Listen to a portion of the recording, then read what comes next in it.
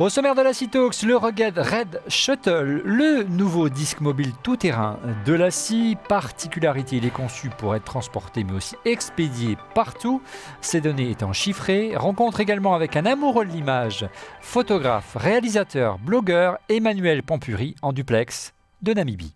Bonjour à tous et bienvenue dans la Talks, une émission qui tous les mois accueille les créatifs de tous les horizons pour qu'ils nous parlent de leur art et de leurs outils de création et de stockage préférés. Et ce mois-ci, pour ce numéro, nous recevons Emmanuel Pampuri en duplex de Namibie. Bonjour Emmanuel. Salut Olivier.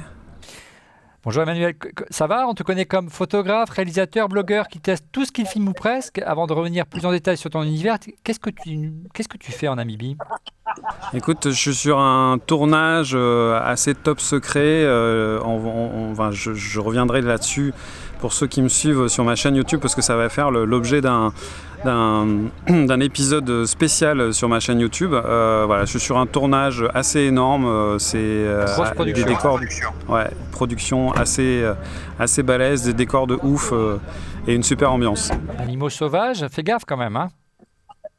Ça va. Écoute, on a une image assez fausse des animaux sauvages. Tu sais que même Spielberg lui-même a fait des excuses publiques pour la phobie qu'il a créée autour des requins. Bon, on va en parler en fin d'émission.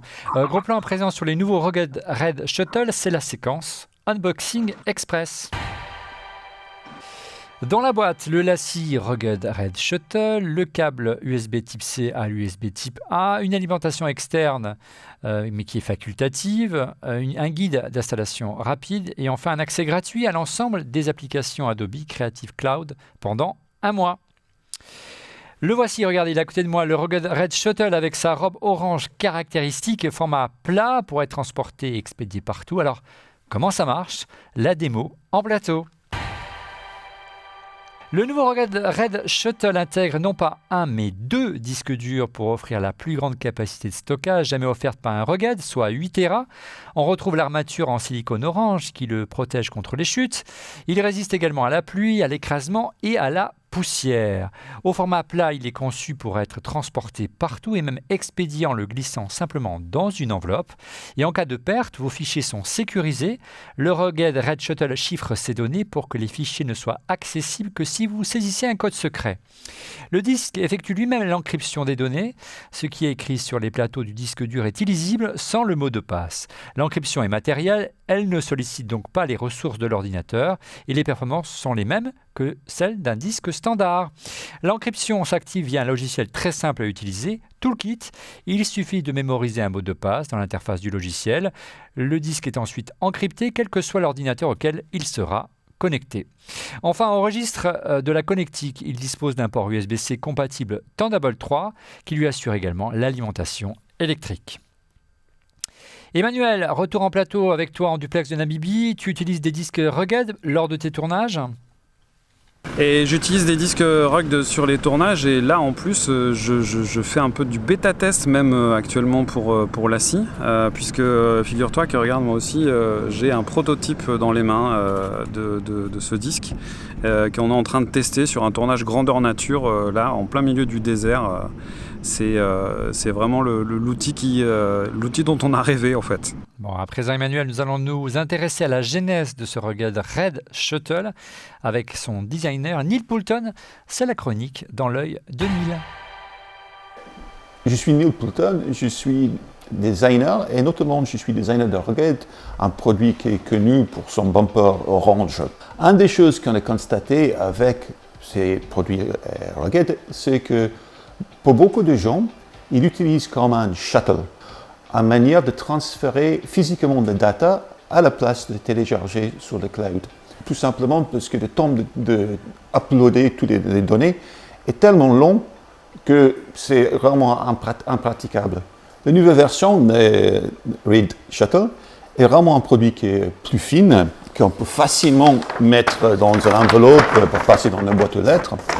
Et c'est un produit qui est beaucoup plus grand en taille et beaucoup plus grand en capacité. Pour faire de RAID, il faut deux disques et traditionnellement, on a mis un disque sur l'autre. Avec le nouveau Rugged Red Shuttle, mais on a mis les disques côte à côte. Ça nous permet de faire des capacités qui sont beaucoup plus importantes parce que ça fait une dissipation des chaleurs qui est beaucoup plus efficace. On a fait un énorme travail pour isoler les disques, parce qu'il y a 2 disques côte à côte, les isoler du choc. Ils ont des amortisseurs, ils sont toujours dans le bumper. Et le grand défi était d'essayer de faire le produit dans un footprint assez réduit.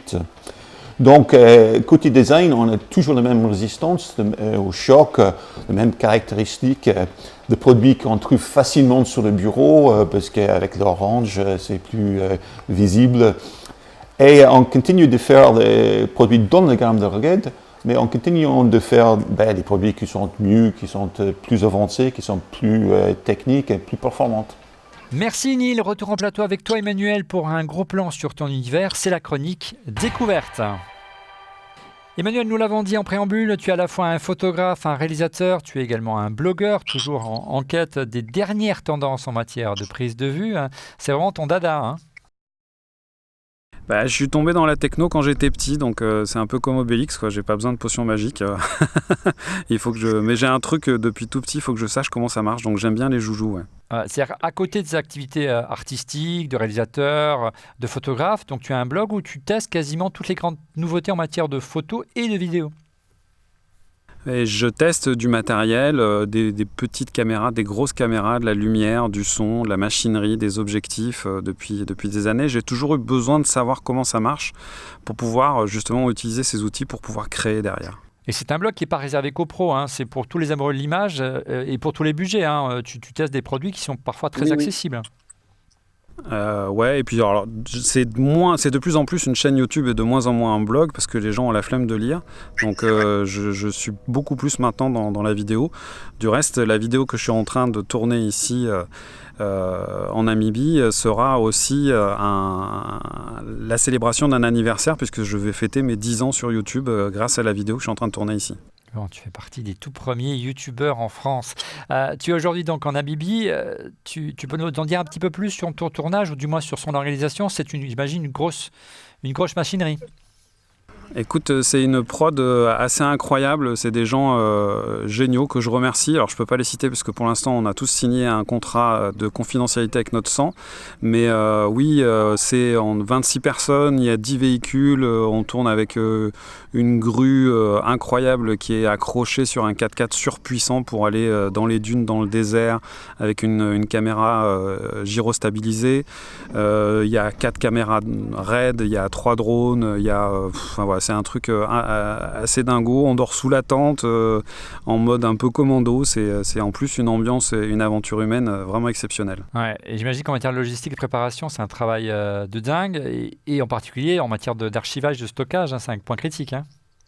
C'est un travail de dingue et c'est vraiment toute la logistique, l'organisation c'est un travail de dingue, mais toute la gestion du workflow c'est un travail de dingue aussi parce que là on travaille avec un DIT, donc c'est vraiment la personne qui est en charge de la sécurisation des données, du contrôle de qualité des images.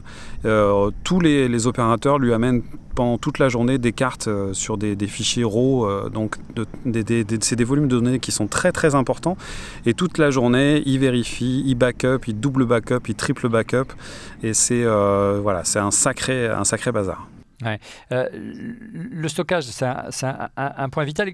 Quels sont les principaux dangers, toi qui as de l'expérience, et les conseils que tu pourrais donner pour éviter les écueils qu'on peut avoir lors d'un tournage?